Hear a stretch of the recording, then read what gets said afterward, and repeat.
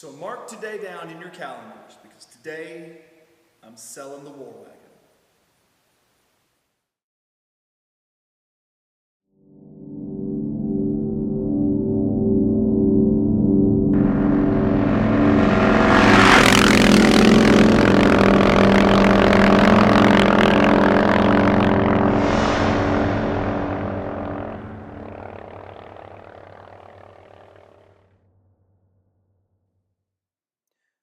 So this is my 1997 Chevrolet Express van. This is the War Wagon.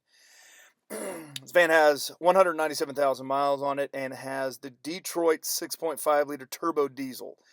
It is a factory turbo diesel engine and it runs exceptionally well. It will cruise down the road at 85 miles an hour with no problems at all. Set the cruise control and you're off and running. It has a 6.5-inch Fabtec lift kit sitting on 32-inch tires on 17-inch rims, American Racing rims. I think it's a great looking van. That dark burgundy and the tinted windows just really stand out, and that roof rack just makes the van. The lift kit, the roof rack, and all the lights all around it just really turns head. Now this awning is 10 feet, sticks out 10 feet from the van and is 12 feet long. It is a self-supporting awning and it is super easy to set up. You just turn that crank hanging back there by the ladder and that awning comes right out. This is the inside of the van. I've pulled all the door panels off because this generation van is notorious for having really poor plastics and the panels fall apart. That is a double bed in the back, full double bed with storage underneath, and then we've got these seats are out of a conversion van. They are super plush and super comfortable. In fact, I'm sitting in the van right now doing this voiceover. The dashboard is nice and clean. Everything works. AC, heat. Those three valves you see right there control the waste vegetable oil system. This van burns waste vegetable oil for fuel as well as the factory diesel. You crank it up on diesel. Once the engine gets up to operating temperature, then you flip those switches and you turn over to waste vegetable oil. This van has a 150-gallon tank located behind that bench seat to carry all of that fuel. And with the fuel on board, you could drive almost across country and not have to stop for fuel. The dashboard does have a couple of minor little cracks, nothing major, and the headliner obviously is falling down.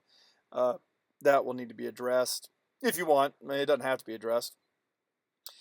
The carpet in the video doesn't look all that great. I'm not real sure why the camera makes it that kind of weird dingy color, but it's not that yellow color. It's actually new carpet in the van. It's not perfect, but it is nicer than it looks. Now here's the bad part. We've got rust under the rocker panels underneath the driver and passenger side doors.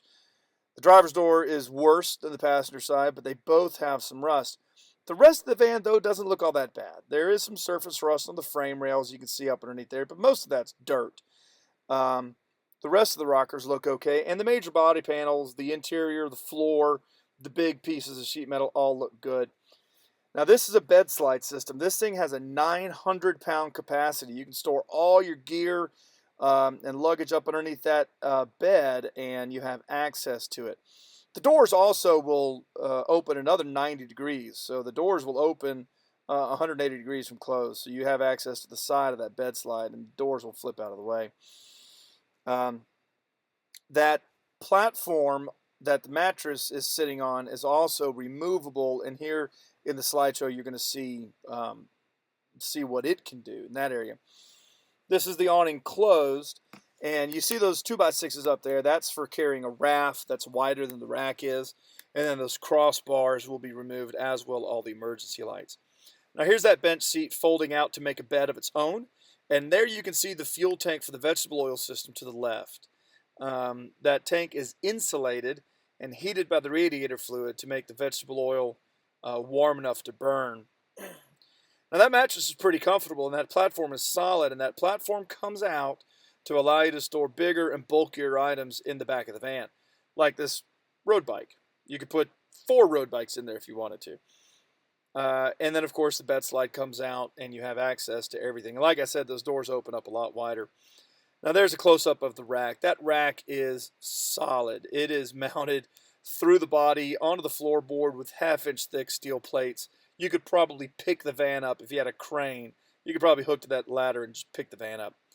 There's the rusty spots again and the vegetable oil control system next to one of those thermoelectric coolers there for nice cold beverages. Around the sides, we've got these LED floodlights that really light up the area and make the backing into parking spots a lot easier. And that was a gauge that I added that showed fuel temperature for the diesel fuel and the vegetable oil, as well as fuel temperature, pressure, and then boost. I've got the boost on this engine turned up a little bit so that it runs a little bit better. It does have plenty of power. It's not 1,000 horsepower Cummins, but it gets good fuel economy. It is incredibly reliable and just is a fantastic, fantastic van. I could make a 20 or 30-minute video, but we obviously don't want to do that because you're not going to watch it forever. But check out the eBay listing. This van is a great, great van. I've driven it across the country several times. I've driven it to Canada. It has been incredibly reliable, and I have done some serious road tripping in this van. It rides like a cloud. You can set the cruise control at 85 miles an hour, turn up the radio, kick back, and just roll on. Your passengers are going to be comfortable in this bench seat back here in the back, and you have plenty of room for all your goodies, all your toys. I don't believe the van's been wrecked major. There are some ripples in some of the body panels. And as I said in the eBay listing, the air conditioner, the lines running to the rear AC have some pinhole leaks, and they bleed down slowly over time. So over the course of a summer, you'll probably have to refill or recharge the AC system once or twice. The driver's side window doesn't roll up or down. The motor is just worn out. I've replaced it. They're cheap. You can get them from junkyards for next to nothing, and they're easy to replace. Cruise control works. Everything is top notch with the van. It really is in good shape. Man, everything does what it should, with the exception of those things that I've mentioned. And if you've read the eBay listing, the vegetable oil tank does have a leak in it. It's got a crack. It is currently disconnected and not functioning. You'll need to have access to a TIG welder or have the ability to weld aluminum if you want to use that tank. You don't have to use the tank. You can, it runs fine without it. If you want to use that tank for just extra diesel capacity, you could do that as long as you fix that crack. So I hope you liked the video. It's like I said, I could go on and on and on about the van, but check out the listing. Bid to buy. There's no reserve, and I'm really, really going to miss this thing.